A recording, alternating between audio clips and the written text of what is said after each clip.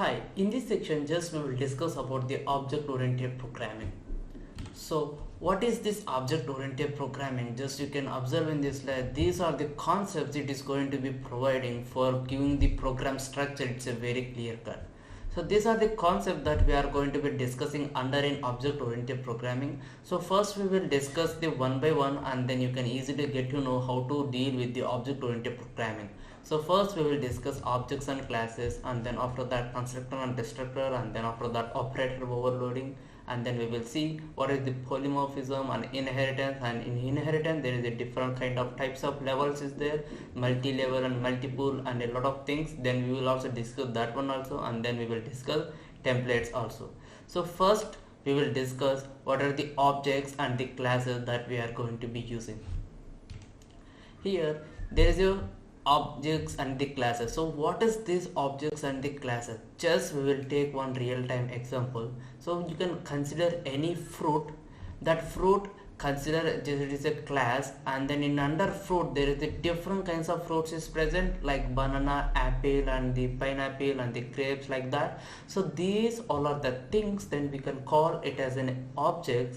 So fruit, then we can consider it as a class. So this is the how it is going to be executing. So same thing, just you can take one more example like car or otherwise bike. Just you can take this is a bike as a class, and then after that what are the different kinds of the bikes it is present, like in under Pulsar, R15 and TVF and scooty like KTM, like that. Though these are the objects that we are going to be calling. So I hope that you can know the what is the difference between the class and the objects, what are the classes and the objects. So based upon this we are going to be deriving in the program structure as well. So let's move to the practical, and then we will see how the objects and classes we are going to be using in C++ programming. So now we will see how the classes and objects is going to be using in this programming. So first you need to be using for deriving a class, just you need to be use class keyword. Okay, and then after that in class keyword, and then after that just you can use the class name that I am going to be using here, fruit. And after that here first you need to be mentioned like access fires. There is a three kinds of the access fire that we are can discuss now, that we after just we will discuss after this one, like data members, what are the member function, how we need to be initialized, and then after that how we are going to be using the objects. By using the objects, how we are going to be calling the data members and the member functions as well. And then after that we will look upon that access fires, and then we will see what are the access fires. So for now just you can consider that is a public access fire, and then protected and the private. First you need to be mentioned here access fires. Means by using this access fire the user got to know whether this kind of the information is visible for everyone or not, or otherwise if you want to keep some kind of the information, just you need to be use the private access fire. And then this kind of the if you can use the public access fire, these public access fires is going to be allowed to visible for everyone, to use for everyone. So for protecting it's somewhat kind of the different. So this kind of the access fire that we are going to be using, first you need to be use the access fire, and then after that first after just you can use it data member. You need to be used here data members, and then after that if you want to use here member functions as well.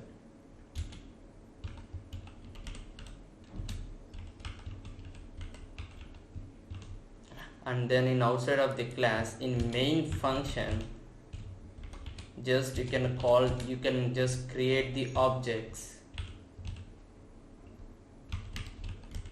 You can call by using the objects, just you can call your by using objects. You can call your data members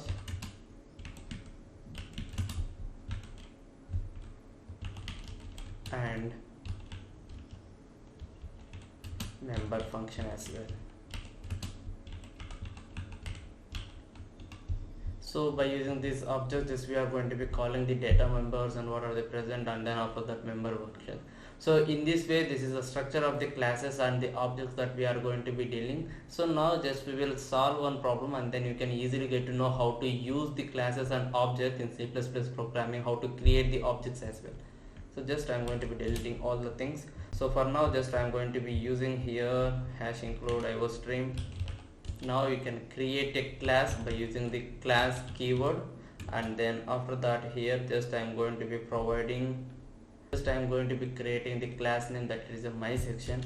And then after that here we need to be use here specifier, that when we are going to be using access specifier. So for I'm just using the public.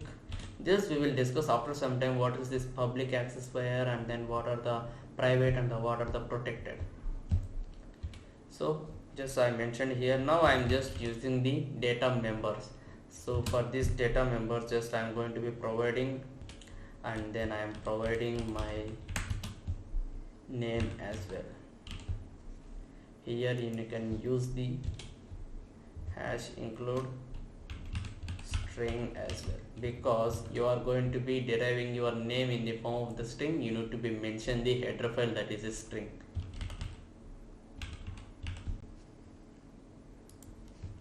Here just we decided just two things, just one is int age and string name that we declared. Now just we can create our objects. So in the int main function, just you can create the objects by using your class name. By using your class name, it's better to put your class name by using one of the capital letter for understanding. This is the my section that I am going to be using, and then after that here you need to be create the object. So just I created the object by using obj. Now by using this object, just you can assign the values according to the data types. So for now just I am going to be using the object dot age is equals to 26, and then after that here I am just calling obj dot name is equal to any name, just you can type it, or otherwise your name, or otherwise any name. Just I am going to be typing any name like Kalyan. This is the how it is going to be using. Now you can use it. You can display all the attributes what are the present over here by using the object. So far in this way, just we are going to be using over here.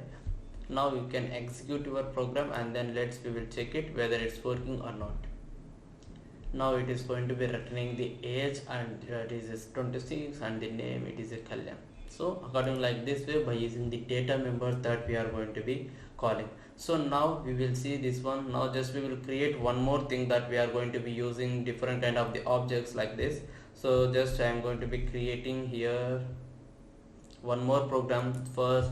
Just you can better understanding after this one. Just you will get very clear cut how to use the classes, how to use the objects as well.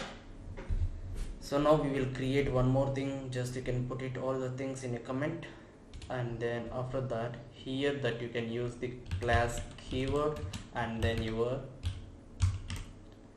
class name that I am going to be using here public access specifier. Now I am just using string brand, means which type of bike it is, and then after that here I am just using string int speed, or otherwise int year, which year it has been launched. So these are the data members that we are going to be using in a bike. So it's completed. Now after that, just you can create the objects in a main function. Just we will call different kind of the objects as well. So just that way I'm going to be just doing this one bike, and then I'm just creating object. Now we will see obj dot, just we will enter the multiple kind of the data over here. So obj dot brand is equals to obj dot mileage, it it is going to be providing the mileage, I think 60 kilometer per hour. And then after that obj dot year it has been launched. I think it's like old one. I'm going to be typing here 2000 like that. It's fine. Now you can just create a lot of values to assign the objects over here. Control C. I'm just using the same function name, same class name but different kind of the objects. So I'm just creating one more object by using the class name like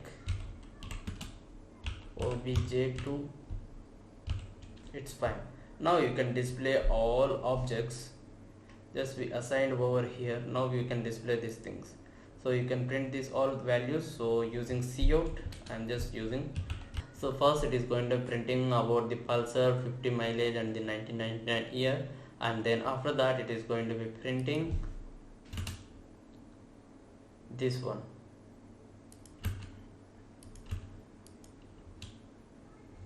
In this way just we are getting as an output. Let's we will check it. As you can observe, pulsar it's going to be provide 50 and 99 R1 530 and 2013 Honda Shine it's provide 60 mileage and 2000.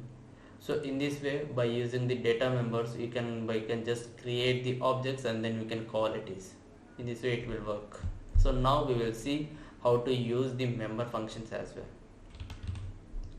Here, while you need to be define the member function in a class, there is a two types. One is you can declare the member function inside the class, or otherwise you can declare the member function in outside the class. Just we will look up on that how we will declare the inside the class and how we will define the outside of the class, and then you can easily get to know. So for here I am just going to be using hash include. Here just you can provide over here now, so just you can provide the accessifier of this member function public, and then here I am just providing here void display.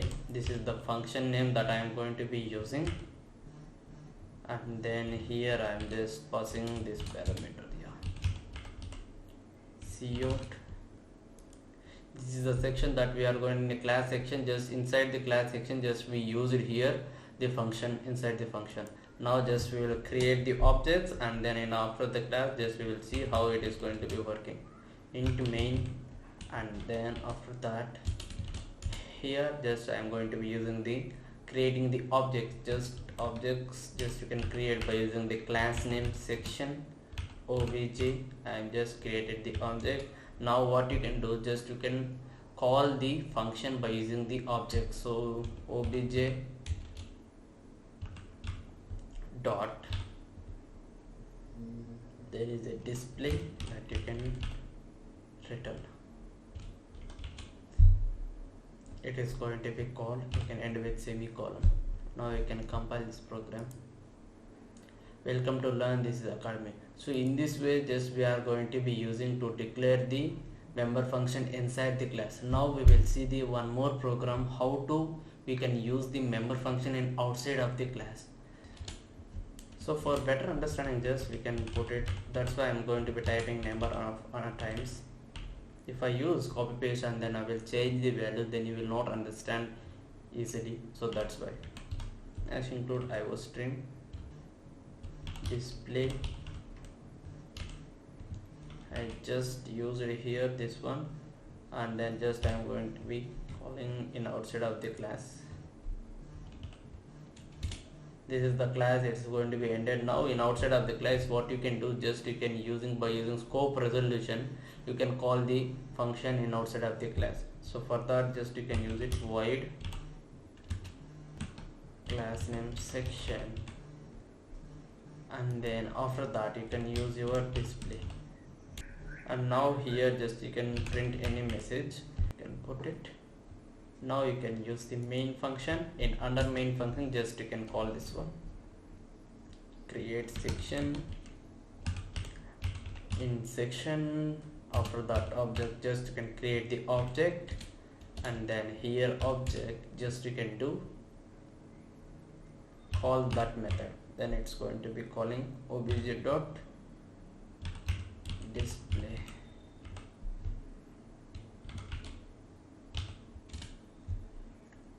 It's fine. Now you can execute. Here we haven't used here public keyword, so that's why it is going to give as an error exception. So if you can use the public keyword, then it is going to be accessible from anywhere. We can also access the data within the class from outside of the class. So by default it is going to be considering the private access specifier if you can't use the public keyword. So that's why we are going to be using here public access specifier. If you can't use this one on private, by using the private members, we will not going to be useful for this private member for the outside of the class, so it is not going to be allowing. So public is going to be allowing for any, just you can also see that information to anyone it is going to be accessing. So that's why we are going to be using public keyword. So now it's fine, just you can compile this file and then it is going to be executing. So in this way just we are going to be accessing the function outside of the class as well. It's up to your choice whether you need to be call the functions or you can display the functions inside of the classes, or otherwise you can also declare the function, you can just call the function by using the outside of the classes as well. So in this way we are going to be using. So now just we will see that how we are going to be assigning the pointers to the objects. So in this class just we are going to be displaying this information. So now just I am going to be doing here just star pointer. I am just pointing, and then after that just I am going to be storing that address, object address, into the P. Now I am going to be displaying the data by using the pointer. So this is the syntax that you need to be display the data by using the pointer. So this it is going to be represent, you are going to be calling the function void display. So it is going to be calling, and then what are the data is present inside the function, then it is going to be calling. Now you can execute. Now you are going to be getting welcome to my section. This is how it is going to be working. Now it's fine. Now we will move to the, we will discuss some of the accessifiers present in the C++.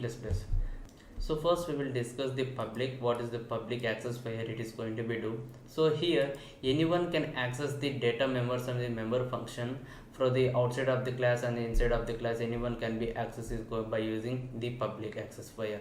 So when it's come to the private, so while we are going to be, no one cannot, anyone, we can't access the data, we don't have permission. Those who are the private members only, they are going to be just accessing the data. Just it is going to be keeping the your messages, what are the data, in a secret way. So in this way just we are going to be using the private is going to be useful. So those are the friend classes and the friend function. Those friend functions and classes is going to be accessing the private data. So we will discuss the what is the friend class and what is the friend function in upcoming sections as well. So while we are going to be dealing with the constructor, in there we will see how the friend class and how the friend function is going to be useful, how we can access the data from the private data members or functions. This we will look upon there. So coming to the protected also only within the class, yes, we can also access the data, but we can also access the data from derived class. So for the derived class we will see that in inheritance topic there is a different kinds of inheritance, and then we can also look upon that what is different types of inheritance like multiple, multi-level, hybrid and hierarchical inheritance also we will discuss. In there you can also access the data from base class to derived the class. So in this way we are going to be accessing the public accessifier, how it is going to be working. So now we will move to the next one. So when the array of objects is going to be working, just I will explain. First I will design one program, and then after that when one needed, just I will explain this, listen carefully. And here student, just I am going to be entering the details of the student in student ID, and then after that his name also that I am going to be entering. And then after that just we will display that data in a public way. So for you are going to be using the member functions. One is just I am going to be taking input from the user in a one function, and then after that I am just displaying that data into that another function. So for that, just I'm going to be taking public void get data. In one function just taking. Now just I'm going to be taking one more data void put data.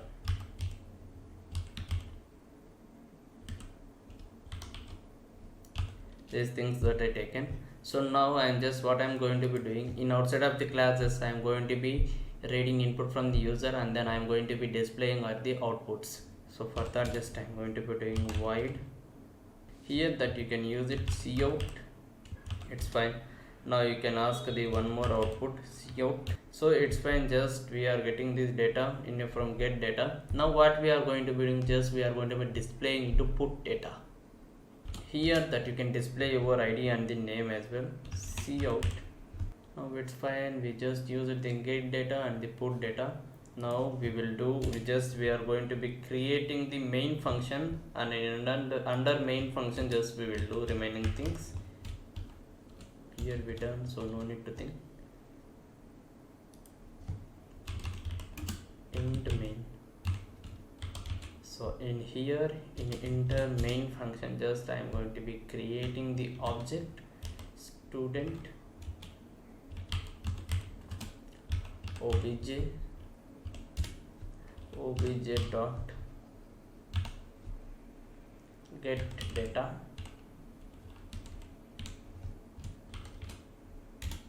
and then after that obj dot put data as well. Now it's fine. Now you can execute this program and then you will see program, and then it is asking I have enter id 1, enter our name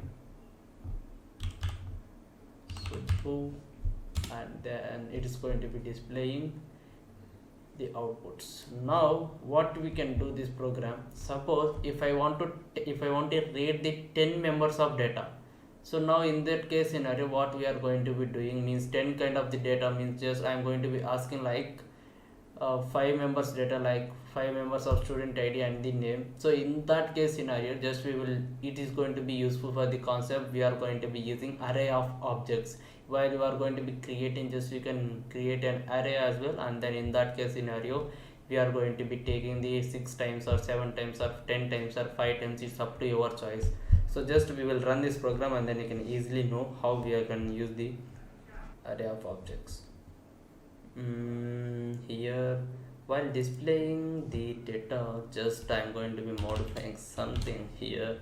It's fine. Now in main function, just we will apply our logic student. It is going to be just providing the size of the array that I am going to be entering 20 members in data, and then here just I am going to be taking one integer int n comma I, and then after that cout, then it's working for loop, and then here int we already declared here int I is equal to 0, so I is equals to 0, and then after that I less than n, and then after that I plus plus.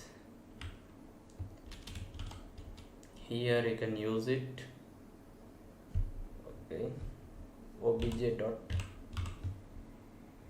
of I dot get data,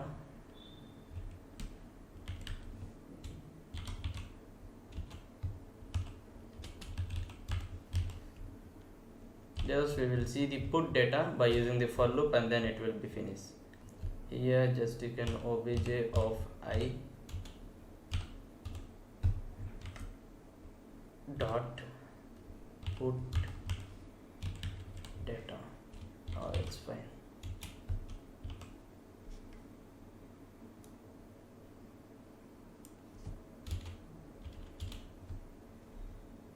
Execute.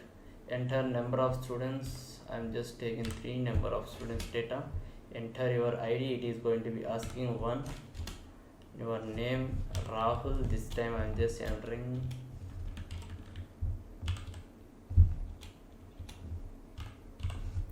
and then after that I'm just entering id again, and then take Suman. I'm going to be taking the ID, one more ID, that is a 3, that I am leaving Nag.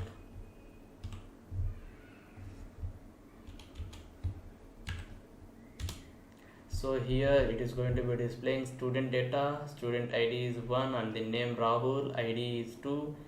Then it is going to be displaying all the data present in that student. So in this way we are going to be using the array of objects when we want to display like some kind of the data, like within 3 or 4 or 5, maybe it's up to what size. First you need to be declare the object with the size, and then after that you need to be use the for loop to enter that, to get the data and just for displaying the data. In this way just we are going to be useful. So thank you so much.